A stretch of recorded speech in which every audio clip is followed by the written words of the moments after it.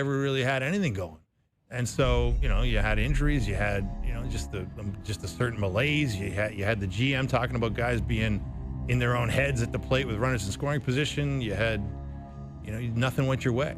And so you just can't be sure when you're going to have your moment. You're right. And look now, don't look now, but the Yankees have a big storybook win last night. The Red Sox have been hot lately. It's not like it's going to be easy. No, well, nobody says that. I think it goes down to the final game or two. And I guess the ultimate question is, the surprise element of the Jays. How does that track? Does it continue surprising, or does it sort of reach the level that, or a recessive level whereby it sort of evens out? Yeah. I don't have the projections on that, but somebody does. I don't want to go all Michael K on you, but the run differential is still not great. And look, I mean, whatever that means, it means something, right? It means that they've been up and down. Like, you look at their run differential since May 28th, it's really high. You look at their run differential previous to that, it was negative, right? So, or not very positive. So, we know this team can get hot. We also know it can be very, very cold, frighteningly, chillingly cold. Yeah, well, so we've been there. So if you had to do a max, what would you, if you could, I guess, empty the till, get whatever you needed to guarantee success, not only winning the division, but going deep in the playoffs, if not all the way? What are the pieces for you? Yeah, I think it would be much of what we discussed here, that you start with the 10-pole starter that you can count on to round out the rotation. You'd move on to a reliever, to your point, that the Steve Phillips' argument that put Hoffman in a better spot with another power arm back there that would make his life a little easier and maximize his effectiveness. And then you would go power bat, assuming that you just do not believe that Santander is going to be back and healthy and effective, and also assuming that you're going to have some fall off from these guys who filled that void that Santander has left there. Yeah. And you're not going to get Bam Bam Barger being what he's been for the rest of the season, or if you do, you be happy with it, but you just can't expect it. You can't plan on it. You can't plan on Davis Schneider and Lucas and the rest of this crew that has stepped up really big to keep stepping up all the time. Maybe they will, and maybe there's just a magic to this team, which would be great news. You'd take that all day, but that still means you could add talent. You can add talent to the mix, in my view, without too much risk of upsetting that magic. And then, the other one that we discussed, if we're maxing out here and really going shopping with an unlimited budget, or not unlimited, but a very robust budget, would be the catching option, right? Yeah. Because Alejandro Kirk is essentially irreplaceable. Heineman's been fine, but the idea that you'd have a third option at catcher would probably be a nice piece of insurance.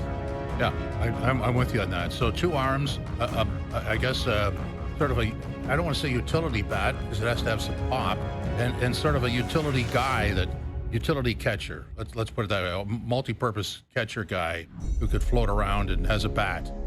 So really, you're adding a bat and a half and 2 arms. Yeah, I think that's fair. I think that's maxing, isn't it? Yeah, absolutely. It was 4 players. Yeah, absolutely. Now, what are you going to need to give up for that? I mean, it's all going to depend on the various levels of quality of all those players that we just discussed. Seems like there's so many permutations and combinations that are out there, and the thing that's so hard to decipher is, who are the sellers? It's such an early trade deadline in kind of relative to the grind of the season, that there's so many teams that probably aren't convinced they should sell yet. We were talking about Arizona. Yeah, they're close enough that the numbers. Zach Gallen. The numbers get in the way. Yeah. All you have to do is go on a winning streak and you're in. But at the same time, if you don't, then you liquidate. Exactly. So, hey man, it keeps. I will say this: it's great for the city, right? Like the baseball team's relevant. That we're talking about the minutia of this roster at this moment, instead of talking about blowing it up or talking about firing the guys in the front office. Oh, the sell-off, which may come. Yeah, we had a bit of a sell-off last year. Yeah. No, it's a great moment, but to your point, you got to maximize it. That's why they're there. Really, it's not even a question to me that you're there. You said it was 2025. Go for it. Yeah. Or have the press conference and a couple of months and say goodbye. I think those are the two alternatives. Pretty well. Yeah. Do you see it any different? I mean, not if I were running the place, but there's been some quizzical. Then it would be a double decisions in the standard. past. We had Eric Kratz on, former Blue Jay, earlier in the week, and he was wondering aloud how the hell, Shapiro and Atkins kept their jobs this long to begin with. So, and that's a former player perspective. I think a lot of us have wondered the same thing, but they're getting good crowds out there in the newly renovated ballpark, which Mark Shapiro is certainly responsible for, certainly oversaw to a large degree. So you wonder, the level of unhappiness at the ownership level with the fact that they're selling good tickets on a regular basis. They're filling the place. It's a hot place to be, a fun place to be. It's a refreshed place to be, and obviously it would be a much more coveted ticket if these guys can max out the trade deadline and add further electricity to the air. Jays are in Oakland, in Sacramento against the A's on the weekend. Scherzer goes tonight.